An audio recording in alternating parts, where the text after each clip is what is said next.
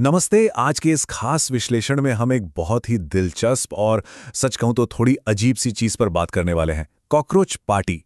जी हां, आपने बिल्कुल सही सुना। हम अक्सर सोचते हैं कि सोशल मीडिया बस मीम्स शेयर करने और टाइम पास का जरिया है, लेकिन आज हम देखेंगे कि कैसे एक कीड़े के नाम वाली ये पार्टी युवाओं के विरोध का एक बिल्कुल नया और जबरदस्त तरीका बन गई है। अब जरा सोचिए, कोई अपने मूवमेंट का नाम एक ऐसे कीड़े पर क्यों रखेगा जिससे देखकर अक्सर लोग दूर भागते हैं। लेकिन यही तो इस वायरल ट्रेंड का सबसे बड़ा कैच है। एक अजीब सा नाम और देखते ही देखते रातों रात लाखों युवा इससे जुड़ गए। ये कोई मामूली इंटरनेट जोक नहीं है। बिना किसी बड़े बजट या पीआर कैंपेन के अगर कोई चीज इतने लोगों को कनेक्ट कर रही है तो साफ है कि इसके पीछे एक बहुत गहरी कहानी है। ये महज हंसी ठिठोली नहीं, आज के युवाओं की एक बहुत ही गंभीर आवाज है। तो चलिए जल्दी से देखते हैं कि आज के इस विश्लेषण में हम क्या क्या कवर करने वाले हैं। पहला, कॉकरोच का उदय। दूसरा, इस रूपक यानी मेटाफर के पीछे का असली मतलब। तीसरा, राजनीतिक हथियार के रूप में मीम्स। चौथा, युवाओं के मुख्य मुद्दे। और आखिर में सबसे बड़ा सवाल, क्या ये सिर्फ मनोरंजन है या कोई असली क्रांति। तो शुरुआत करते हैं हमारे पहले पॉइंट से, कॉकरोच का उदय। देखिए, इंटरनेट की दुनिया कैसे बदल रही है, इसे समझना बहुत जरूरी है। हमारे सोर्स में एक बहुत ही सटीक बात कही गई है।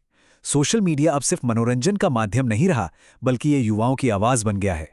और सच में लाखों लोग इस डिजिटल सेंसेशन से सिर्फ मीम्स देखकर हंसने के लिए नहीं जुड़ रहे हैं।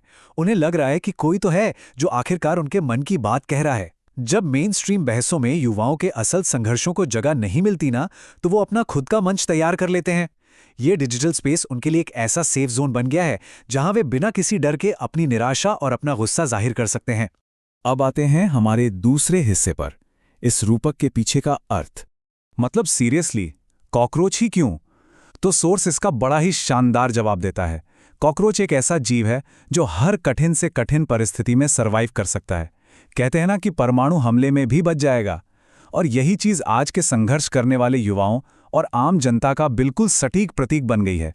सिस्टम भले ही उन्हें बार बार इग्नोर करे, वो रोज बेरोजगारी और सिस्टम की खामियों से लड़ें, लेकिन वो हार नहीं मानते। ये नाम अपने आप में एक बहुत तगड़ा तंज है कि हाँ, आप हमें कीड़े मकोड़े समझ सकते हैं, लेकिन हम सर्वाइवर हैं, हम डटे रहेंगे। चलिए अब बढ़ते हैं तीसरे पॉइंट की तरफ, राजनीतिक हथियार के रूप में मीम्स। अब अगर आप सोच रहे हैं कि ये लोग अपनी बात कैसे रख रहे हैं, तो इनका डिजिटल शस्त्रागार एकदम मॉडर्न है। Instagram, YouTube, Facebook. और इनके सबसे बड़े हथियार क्या हैं? कोई बड़े बड़े भाषण या रैलियां नहीं, इनके हथियार हैं मीम्स, तीखा सार्काज्म और वायरल वीडियोस। आज की जेनजी के पास भारी भरकम शब्दों का टाइम नहीं है। वो सबसे सीरियस राजनीतिक और सामाजिक मुद्दों को भी डार्क ह्यूमर में लपेटकर पेश करते हैं। और आप मानेंगे नहीं, ये तरीका बहुत काम करता है। एक बोरिंग लंबे आर्टिकल से कहीं ज्यादा असरदार एक 15 सेकंड की रील या एक मीम होता है जो सीधे लाखों लोगों के दिमाग में छप जाता है। अब बात करते हैं चौथे और बहुत ही अहम पॉइंट की, युवाओं के मुख्य मुद्दे।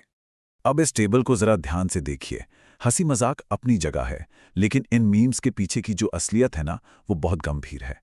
एक तरफ है इनका हास्य का माध्यम, यानी चुटकुले और फनी वीडियो, जिन्हें देखकर शायद हम पहले हंसते, लेकिन दूसरी तरफ जो संदेश है वो बिल्कुल भी मजाक नहीं है। सोर्स साफ बताता है कि इन मीम्स के निशाने पर है भारी बेरोजगारी, शिक्षा व्यवस्था की कमियां और सिस्टम में फैला भ्रष्टाचार। मतलब जिन सीरियस टॉपिक्स पर बड़े मंचों पर अक्सर बात नहीं होती, उन्हें ये युवा सार्केज्म की चाशनी में लपेटकर सबके सामने ला रहे हैं। एक मीम यहां सिर्फ एक जोक नहीं रह जाता, वो एक शिकायत बन जाता है जिसे हर युवा खुद को कनेक्ट कर लेता है। और ये पूरा ट्रेंड हमें एक नए युग का संकेत दे रहा है। अपनी बात मनवाने या आवाज उठाने के लिए युवा अब पूरी तरह से पुराने तरीकों या पारंपरिक राजनीति के मोहताज नहीं है। सोशल मीडिया अब बस अपनी तस्वीरें डालने का टूल नहीं है, बल्कि ये खुद एक पूरा का पूरा इंडिपेंडेंट पॉलिटिकल स्टेज बन गया है। बिना किसी बड़े राजनीतिक बैकग्राउंड या पैसे के आज एक आम युवा की आवाज सीधे पावर में बैठे लोगों तक पहुंच सकती है। ये डिजिटल वोटिंग की तरह हो गया है, जहां हर लाइक और शेयर तय कर रहा है कि आज का असली मुद्दा क्या है। तो अब आते हैं हमारे आखिरी सवाल पर, क्या ये सिर्फ मनोरंजन है या कोई असली क्रांति? अगर हम इन दोनों को निष्पक्ष रूप से कंपेयर करें तो एकदम साफ कॉन्ट्रास्ट दिखता है। एक तरफ है हमारी पुरानी पारंपरिक राजनीति, जो काफ़ी सिस्टमैटिक है, पुरानी पीढ़ी चला रही है और जो आज भी न्यूज़ चैनल्स या ज़मीनी रैलियों पर टिकी है। और इसके ठीक सामने खड़ी है ये नई डिजिटल राजनीति जो पूरी तरह युवाओं के हाथ में है, स्मार्टफोन से चलती है, और मीम कल्चर जिसकी भाषा है। दोनों के तौर तरीके बिल्कुल अलग हैं। एक तरफ जहां चीजें बहुत धीमी और फॉर्मल हैं, वहीं दूसरी तरफ सब कुछ एकदम इंस्टेंट है। युवा किसी फॉर्मल प्रेस रिलीज का इंतजार थोड़ी ना करते हैं, वो तुरंत एक वीडियो बनाते हैं और अपनी बात करोड़ों लोगों तक पहुंचा देते हैं। लेकिन यहां सोर्स हमें एक बहुत ही जबरदस्त रियलिटी चेक भी देता है।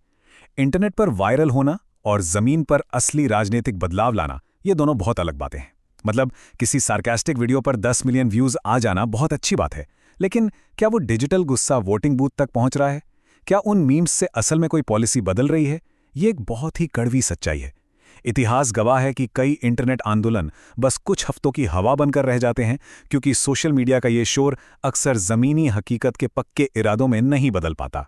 तो आखिर में ये पूरा विश्लेषण हमें इसी सबसे बड़े सवाल पे लाकर छोड़ देता है।